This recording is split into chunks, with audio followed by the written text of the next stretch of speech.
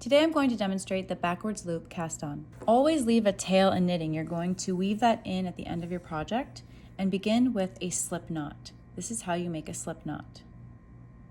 Wrap the yarn to make a loop and then push the yarn through from back to front,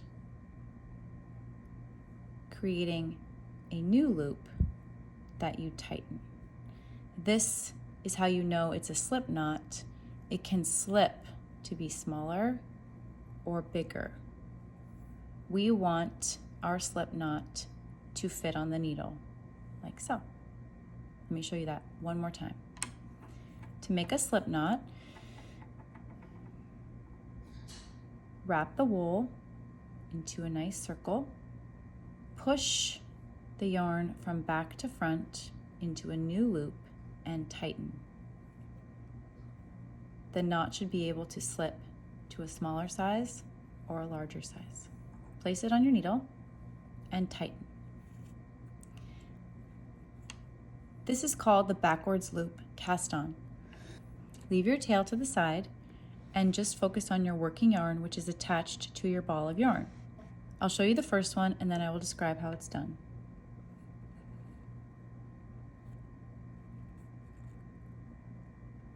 Twist the yarn,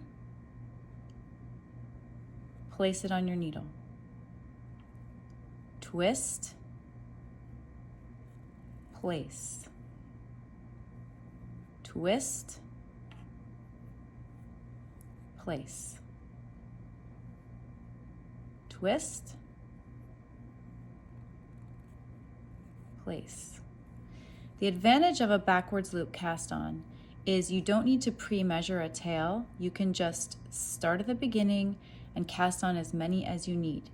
You'll see that the edge of this backward loop cast on is not as beautiful as a long tail cast on, and it can be a little bit less stable. As you can see, I can kind of pick apart my cast on a little bit. A long tail cast on isn't as flimsy as this, but sometimes people get frustrated by the long tail cast on and they just want to start knitting. So this is a really valuable cast on for that reason. This is also a great cast on when you're in the middle of a project and you need to add stitches suddenly. And you'll get to that as you become a more experienced knitter. So more of the backwards loop cast on. Twist, place, tighten. Now in slow motion.